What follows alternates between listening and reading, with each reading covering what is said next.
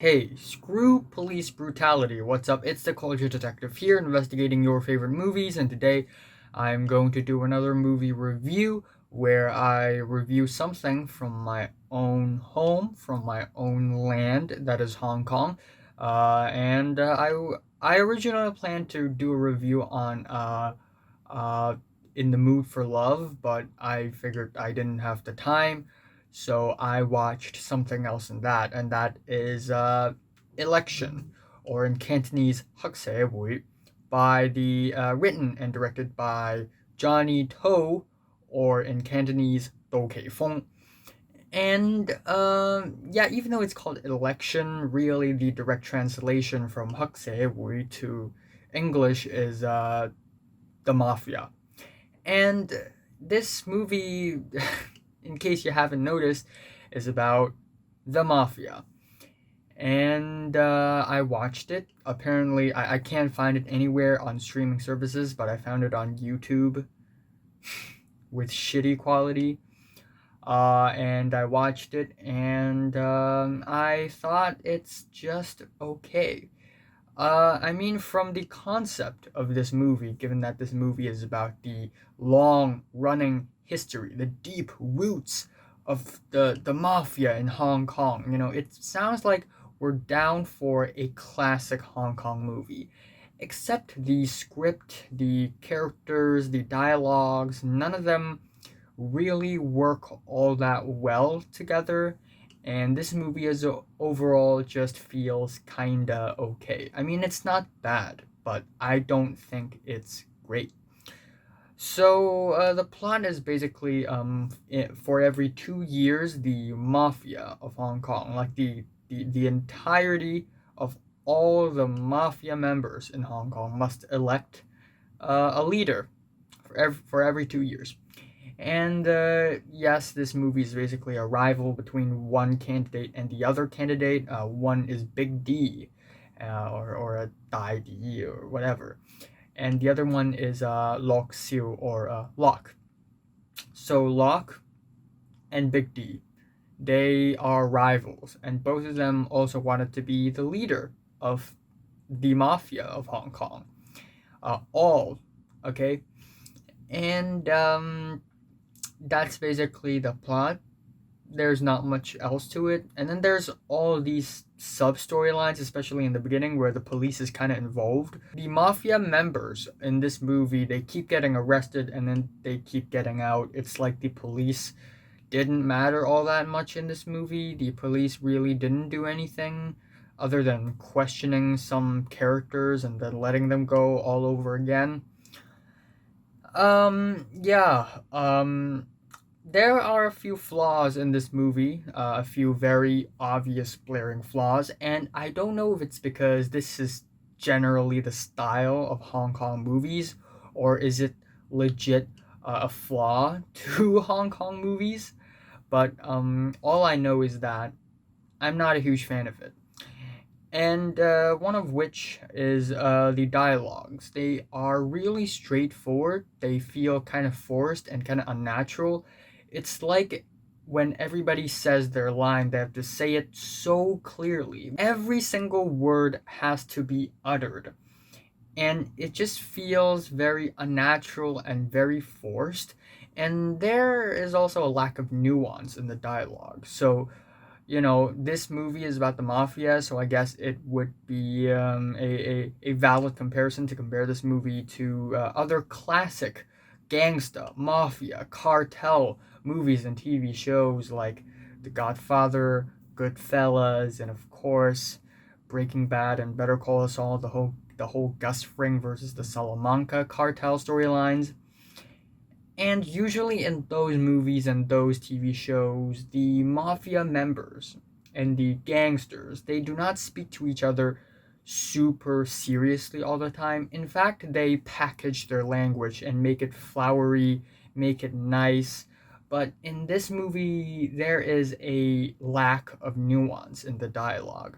Not only so, I don't think any of the characters are all that likable, other than one of them who is remotely likable, but he's not even a main character. He only showed up for I think 3 or 4 scenes and didn't do much. And he's Jimmy, played by Gu Tinlong, who is now one of the most popular actors in Hong Kong as well. But still, in the movie, he doesn't really do much, but he's probably the only likable character in the movie.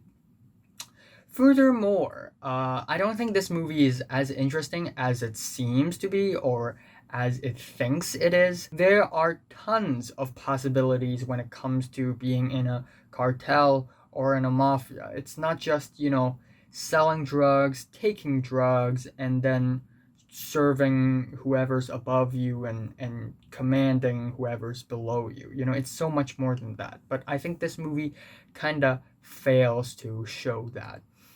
Um, yeah, and then towards the end of this movie, there is this entire scene that is like a flashback, except none of the main characters or side characters in the movie was in the scene. It's almost like a commercial break in the middle of the movie where it sort of showcases that, hundreds of years ago, this whole mafia thing has already been existing, and it just shows like a brief flashback of, during the early Qing dynasties, people are already doing this ceremony.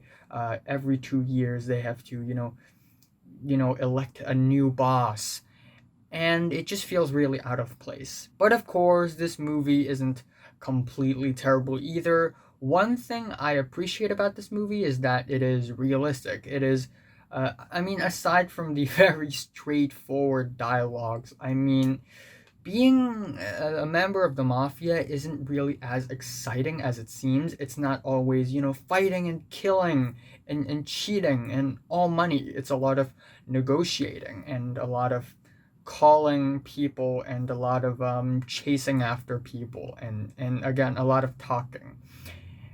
And yeah, I guess it's kind of realistic. And I do like the ending. It's actually really funny. In the movie ending, intended by the writer and director, okay, minor spoiler alert, but at the end, the guy, Locke, won. And he had to defeat Big D to win. But in the mainland China version, of course, of course, they had to change the ending. So in the mainland Chinese version of this movie, uh, after Locke defeated Big D, Locke was immediately arrested by the police. So of course the government wins at the end in mainland China, which is hilarious. And then there's another scene earlier in the movie that I kind of like because it's just really, really funny. And I don't know if it's intentionally funny or accidentally funny, but basically, in order to become boss, you need to hold a stick, like this very powerful stick, like a staff, but a short staff. So at some point in the movie, the guys, Big D's guys and Locke's guys, they were after one another because they were trying to get the stick. And in one scene, this one guy was beating up another guy on the ground, and the guy on the ground had the stick. And the guy on the ground, he's already down and he's already injured. And the guy standing up was, beating him up and stuff. And the guy on the ground just would not give up the stick. And he kept on reciting, not really quotes, but sort of Chinese scripture, if that makes any sense. Ancient classical Chinese literature, and sort of quoting them like, I will not give up so easily, my spirit is strong, I will not lie to myself or lie to anyone around me.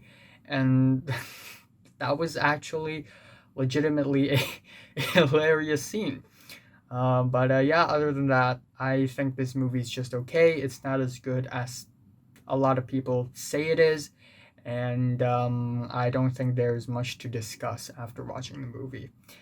Yeah, I'm saying that election or the triad or the mafia or 학세회 is it's meh, and I'm giving it a decent 6 out of 10.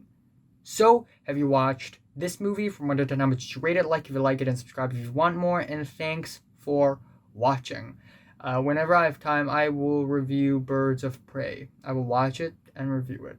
But, of course, I will review In the Mood for Love first.